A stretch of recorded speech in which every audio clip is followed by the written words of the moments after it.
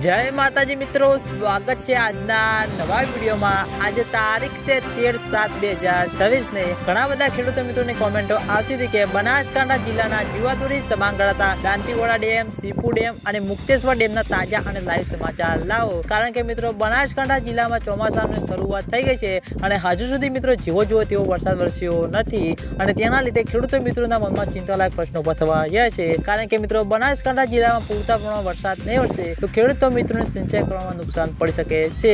એટલે ખેડૂતો મિત્રોની કોમેન્ટો આવતી હતી કે દાંતીવાડા ડેમમાં પાણીની આવક શરૂ થઈ કે નહીં। તો મિત્રો હજુ સુધી મિત્રો બનાસકાંઠા જિલ્લામાં વરસાદનું આગમન થયું નથી, એટલે હજુ મિત્રો એકે પણ જળાશયમાં પાણીનું આગમન થયું નથી। ચોમાસાના દિવસો મિત્રો ધીરે ને ધીરે આગળ વધતા જતા જોવા મળી રહ્યા છે અને હજુ સુધી મિત્રો વરસાદનું આગમન થયું નથી અને તેના લીધે મિત્રો ખેડૂતો મિત્રોના મનમાં ચિંતાલાયક પ્રશ્નો ઉભા થવા જઈ રહ્યા છે કે શું આ વખતે મિત્રો બનાસકાંઠામાં વરસાદ આવશે કે નહીં। કારણ કે મિત્રો આ વખતે કેટલાક વિસ્તારમાં સારો એવો વરસાદ પડે છે અને ત્યાં આગળ મિત્રો ડેમ ભરાઈને નદીઓમાં પાણી આવતું જોવા મળે છે। એવી રીતે મિત્રો બનાસકાંઠા જિલ્લામાં સારો એવો વરસાદ પડે અને બનાસકાંઠા જળાશયમાં પાણીનું આગમન થાય એવી ખેડૂતો મિત્રોની આશા છે। અને આજના વિડીયોમાં આટલું હતું। તમે બધા અમારી ચેનલ ઉપર નવા હોય તો વિડીયોને લાઈક કરી દેજો, કોમેન્ટ કરી દેજો અને ચેનલને સબસ્ક્રાઇબ પણ કરી દેજો। તો મિત્રો જય માતાજી।